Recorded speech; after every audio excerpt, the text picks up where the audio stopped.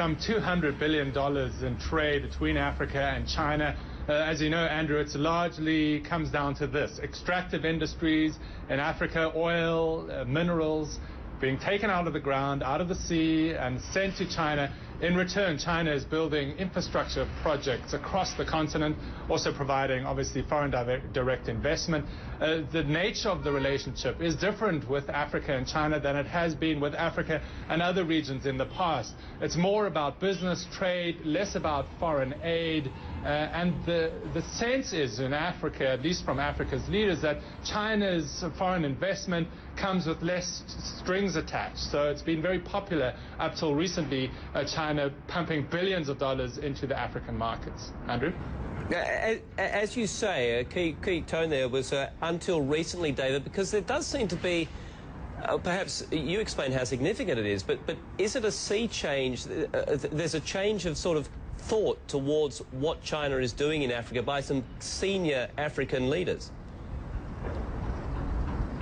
Well, Ian Khama of Botswana and the central bank governor in Nigeria recently made comments in the press questioning whether this relationship is an equal one and whether it's to the benefit of Africa. Now, it's interesting. I don't think it's necessarily a sea change overall, but the cracks are appearing in this China-Africa relationship.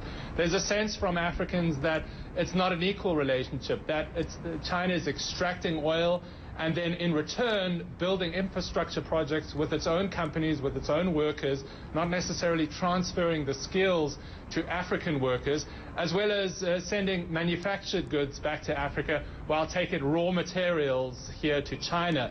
So there is that nervousness now about the relationship. This is very important to China, this $200 billion relationship, which will increase. China is the biggest trading partner of the African continent, and it will want to push the PR offensive against these sentiments, and we might see Mr. Xi talking about this in his upcoming speech.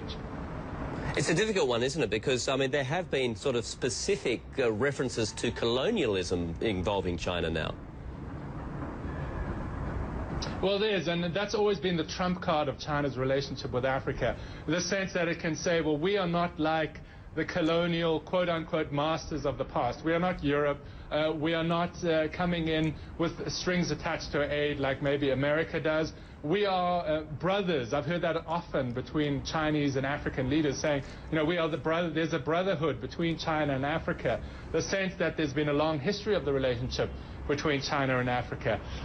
That really isn't playing that well anymore because leaders in Africa, some of them at least, see that, well, this is a business relationship. This is not some fuzzy friendship thing. This is money coming in, money and oil going out, and that the balance of the relationship needs to be struck in the right way to benefit Africans as well as the Chinese. That central bank opinion article in the Financial Times and other papers some weeks ago by Nigeria's central bank governor, very interesting because he's talking specifically that this is the new colonialism, that there shouldn't be this, quote, romance about the relationship between China and Africa. This is a business, a hard-nosed business relationship, and that Africans should get out as much as what China does. So from the Chinese leadership perspective, they want to counteract that argument to say we are coming in with money, with deals.